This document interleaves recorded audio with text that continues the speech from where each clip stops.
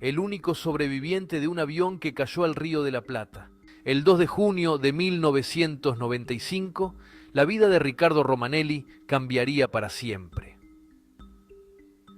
Aquel día Ricardo había sido contratado por la nueva directiva de Líneas Aéreas de Entre Ríos, una compañía recién privatizada. Viajaba con un amigo y otros pasajeros en un pequeño avión privado junto con el piloto y el copiloto. Mientras el avión despegaba, Ricardo se acomodó en su asiento detrás del copiloto, ajustó su cinturón y se puso a leer unos papeles de trabajo. Pero en cuestión de minutos, un frente frío golpeó la ciudad, trayendo consigo una tormenta inesperada. El avión comenzó a sacudirse violentamente mientras el viento y la lluvia azotaban la aeronave. Sin previo aviso, sintió un fuerte impacto. El avión se estrelló contra el agua del río, como si chocara contra una pared de hormigón. Todo se volvió oscuro y, de repente, comenzó a entrar agua por todas partes. En medio del caos, Ricardo escuchó una voz que le dijo: «Señor, por favor, abra la salida de emergencia».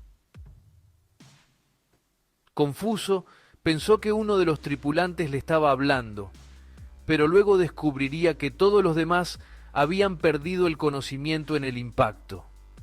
A pesar del pánico y la desorientación, Ricardo actuó rápido. Localizó una ventana de emergencia cerca de su asiento y con todas sus fuerzas la golpeó hasta que logró abrirla. Pero lo que entró no fue aire, sino una avalancha de agua fría y marrón. Sin tiempo para pensar, se desabrochó el cinturón de seguridad y se empujó con las piernas contra la corriente para salir del avión que se hundía rápidamente. Una vez fuera, logró mantenerse de pie sobre una de las alas, pero el fuerte oleaje lo tiró de nuevo al agua. Fue en ese momento, sumergido en las gélidas aguas del Río de la Plata, cuando entendió la magnitud de lo que había sucedido. En medio de la oscuridad y la tormenta, luchó por mantenerse a flote. Una ventana de esperanza fue después de recordar las palabras de su hija, que Ricardo se dio cuenta de que si frotaba sus tobillos contra los tacones de las botas, podría hacer que se soltaran. Lo intentó y logró quitárselas junto con los jeans que también lo hundían. Fue en ese momento cuando comprendió que, si tomaba decisiones acertadas, se concentraba en un objetivo claro y buscaba lo que ahora llama una ventana de esperanza, podría salvarse. Estaba a unos 3 kilómetros de la orilla, al límite de su resistencia física. Alcanzó a ver algunas luces a lo lejos, un rayo violeta que más tarde supo era la iluminación de Pachá. El tiempo corría en su contra y debía llegar a tierra antes de que la hipotermia lo debilitara.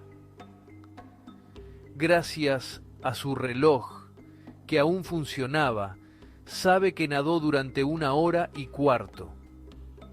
En circunstancias normales, habría tocado fondo al menos 100 metros antes de llegar a la costa, pero el nivel del agua había subido tanto debido a la sudestada que no pudo hacerlo en ningún momento. Finalmente salió en Punta Carrasco y al borde del colapso escaló una pared de piedra que ya no existe. Caminé por el jardín en ropa interior y golpeé la ventana. Recuerda, parecía un fantasma. Los mozos estaban preparando el salón para una fiesta y no comprendían lo que estaba pasando. Yo ya no podía hablar, así que les hice señas como pude. Me abrieron una ventana, me llevaron a la cocina, abrieron la tapa del horno y me cubrieron con manteles.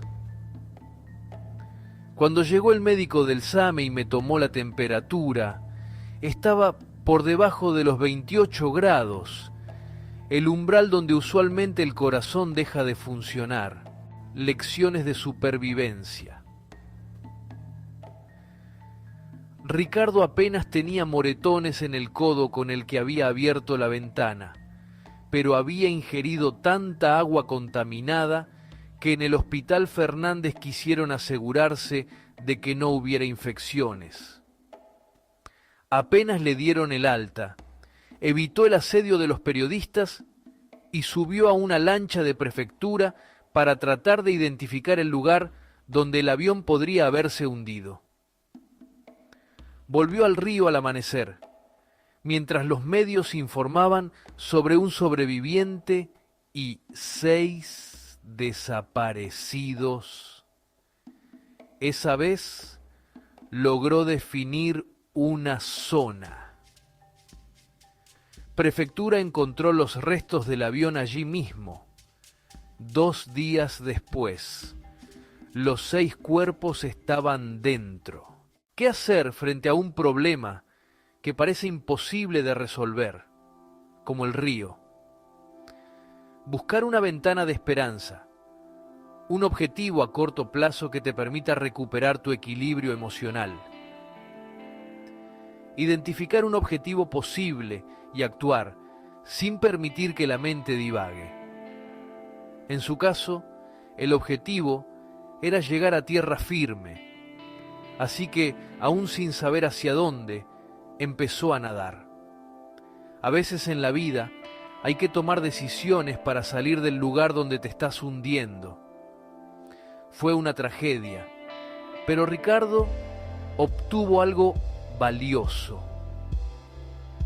Agradezco haber tenido la suerte de sobrevivir porque me permitió perderle el miedo a la muerte, dice, ya al final de su relato. Reconocer el miedo como la emoción que suele interponerse entre las personas y sus metas lo ayudó en 2008, cuando le detectaron un tumor cerebral y estuvo por segunda vez al borde de la muerte.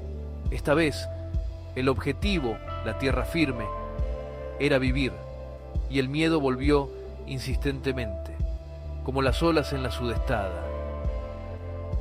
Ricardo pasó 1 año en tratamiento, yendo y viniendo, haciendo quimioterapia, y pidió que lo operaran un 2 de junio, el aniversario de su salvación. Y sí, lo logró otra vez.